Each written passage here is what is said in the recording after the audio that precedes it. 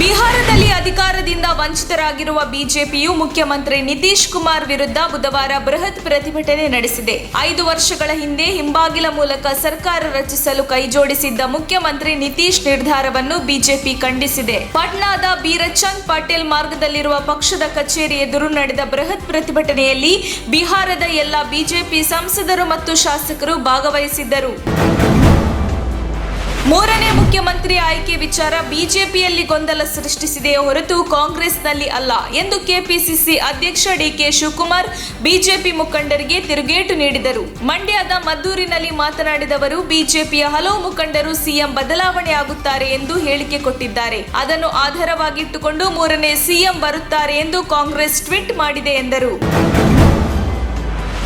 ಚಿಕ್ಕಮಗಳೂರಿನಲ್ಲಿ ಮನೆಯೊಂದರ ಮೇಲೆ ಮರ ಬಿದ್ದು ತಾಯಿ ಮಗಳು ಸಾವನ್ನಪ್ಪಿದ್ದು ಮೃತಪಟ್ಟ ಮಹಿಳೆಯರು ಈ ಹಿಂದೆ ಮರ ತೆರವಿಗೆ ಅಧಿಕಾರಿಗಳಿಗೆ ಮಾಡಿದ ಮನವಿಯ ವಿಡಿಯೋ ಈಗ ವೈರಲ್ ಆಗಿದೆ. ಚಿಕ್ಕಮಗಳೂರಿನಲ್ಲಿ ಮನೆಯೊಂದರ ಮೇಲೆ ಮರ ಬಿದ್ದು ತಾಯಿ ಮಗಳು ಸಾವನ್ನಪ್ಪಿದ್ದು ಮೃತಪಟ್ಟ ಮಹಿಳೆಯರು ಈ ಹಿಂದೆ ಮರ ತೆರವಿಗೆ ಅಧಿಕಾರಿಗಳಿಗೆ ಮಾಡಿದ ಮನವಿಯ ವಿಡಿಯೋ ಈಗ ವೈರಲ್ ಆಗಿದೆ. ಚಂದ್ರಮ್ಮ, ಸರಿತಾ ಹಾಗೂ ಸರಿತಾ ಅವರ ಮಕ್ಕಳಾದ ಸುನಿಲ್ ಹಾಗೂ ದೀಕ್ಷಿತ್ ಮಂಗಳವಾರ ಮನೆಯಲ್ಲೇ ಮಲಗಿದ್ದ ವೇಳೆ ಮನೆಯ ಪಕ್ಕದಲ್ಲೇ ಇದ್ದ ಭಾರೀ ಗಾತ್ರದ ಮರವೊಂದು ಚಂದ್ರಮ್ಮ ಅವರ ಮನೆಯ ಮೇಲೆ ಬಿದ್ದು ಸರಿತಾ ಹಾಗೂ ಚಂದ್ರಮ್ಮ ಮೃತಪಟ್ಟಿದ್ದರು. ಈ ಘಟನೆಯಲ್ಲಿ ಸರಿತಾ ಅವರ ಮಕ್ಕಳಾದ ಸುನಿಲ್ ಹಾಗೂ ದೀಕ್ಷಿತ್ ಸ್ವಲ್ಪದರಲ್ಲೇ ಪಾರಾಗಿದ್ದಾರೆ. ಜೆಡಿಯು ನಾಯಕ ನಿತೀಶ್ ಕುಮಾರ್ 8ನೇ ಬಾರಿಗೆ ಬಿಹಾರದ ಮುಖ್ಯಮಂತ್ರಿಯಾಗಿ ಬುಧವಾರ ಪ್ರಮಾಣ ವಚನ ಸ್ವೀಕರಿಸಿದರು. ಇಲ್ಲಿನ ರಾಜಭವನದಲ್ಲಿ ನಡೆದ ಸರಳ ಸಮಾರಂಭದಲ್ಲಿ ನಿತೀಶ್ ಕುಮಾರ್ ಅವರಿಗೆ ರಾಜ್ಯಪಾಲರು ಪ್ರತಿಜ್ಞಾ ವಿಧಿ ಬೋಧಿಸಿದರು. ಆರ್ಜೆಡಿ ನಾಯಕ ತೇಜಸ್ವಿ ಯಾದವ್ ಕೂಡ ಉಪಮುಖ್ಯಮಂತ್ರಿಯಾಗಿ ಪ್ರಮಾಣ ವಚನ ಸ್ವೀಕರಿಸಿದರು. ಪ್ರವೀಣ್ ಕೊಲೆ ಕೇಸ್ನಲ್ಲಿ ಮುಖ್ಯ ಆರೋಪಿಗಳ ಬಂಧನ ಆಗಬೇಕಿದೆ. ಆರೋಪಿಗಳ ದಸ್ತಗಿರಿಗೆ ಬೇರೆ ಬೇರೆ ಜಿಲ್ಲೆಯ ಅಧಿಕಾರಿಗಳ ಸಭೆ ಮಾಡುತ್ತೇವೆ. ಪ್ರಮುಖ ಆರೋಪಿಗಳ ಬಂಧನಕ್ಕೆ ಸಂಬಂಧಿಸಿದಂತೆ ಸಭೆ ಮಾಡಲಿದ್ದೇವೆ. ಮಂಗಳೂರಿನ ಕಾನೂನು ಸುವ್ಯವಸ್ಥೆಯ ಬಗ್ಗೆಯೂ ಸಭೆ ಮಾಡುತ್ತೇವೆ ಎಂದು ಎಡಿಜಿಪಿ ಅಲೋಕ್ ಕುಮಾರ್ ಹೇಳಿದರು. ಮಂಗಳೂರಿನಲ್ಲಿಂದು ಮಾತನಾಡಿದವರು, ಮುಖ್ಯ ಆರೋಪಿಗಳಿಗೆ ಪ್ರತ್ಯಕ್ಷ ಹಾಗೂ ಪರೋಕ್ಷವಾಗಿ ಸಹಕಾರ ಮಾಡಿದವರಿಗೂ ಕ್ರಮ ಆಗಲಿದೆ. ಎನ್ಐಎ ಅಧಿಕಾರಿಗಳ ಜೊತೆ ಸೇರಿ ಕ್ರಮ ಜರುಗಿಸುತ್ತೇವೆ. ಕೋರ್ಟ್ ಮೂಲಕ ವಾರೆಂಟ್ ನೀಡುವ ಪ್ರಕ್ರಿಯೆ ಜಾರಿಯಲ್ಲಿದೆ ಎಂದು ತಿಳಿಸಿದರು. ಅಮಿತ್ ಶಾ ಚುನಾವಣಾ ಪೂರ್ವ ಗಲಾಟೆಗಳಿಗೆ ಕುಮ್ಮಕ್ಕು ನೀಡುತ್ತಾರೆ. ಅನ್ಯರನ್ನು ದ್ವೇಷಿಸಬೇಕು ಎಂದು ಯಾವುದೇ ಧರ್ಮದಲ್ಲಿ ಹೇಳಿಲ್ಲ. ಬ್ರಿಟಿಷರಿಂದ ಸ್ವಾತಂತ್ರ್ಯ ಸಿಕ್ಕಿದೆ, ದೇಶಕ್ಕೆ ಬಿಜೆಪಿಯಿಂದ ಸಿಗಬೇಕು ಎಂದು ಮಾಜಿ ಶಾಸಕ ಹಾಗೂ ಕೆಪಿಸಿಸಿ ಉಪಾಧ್ಯಕ್ಷ ಮಧು ಬಂಗಾರಪ್ಪ ಹೇಳಿದ್ದಾರೆ. ಹರ್ ಘರ್ ತಿರಂಗ ಅಭಿಯಾನ ಮಾಡಲು ಹೊರಟಿದ್ದಾರೆ. ಇದೇ ಕಾಶ್ಮೀರ್ ಫೈಲ್ ಸಿನಿಮಾಕ್ಕೆ ರಿಯಾಯಿತಿ ಕೊಟ್ಟರು. ಆದರೆ ಹರ್ ಘರ್ ತಿರಂಗ ಅಭಿಯಾನದಲ್ಲಿ ಧ್ವಜಕ್ಕೆ ಹಣ ಸಂಗ್ರಹಣೆ ಮಾಡುತ್ತಿದ್ದಾರೆ. ಧ್ವಜ ಹಾರಿಸುವುದು ನಮ್ಮ ರಕ್ತದಲ್ಲಿದೆ. ಬಿಜೆಪಿ ಪಾಠ ನಮಗೆ ಬೇಕಿಲ್ಲ ಎಂದರು.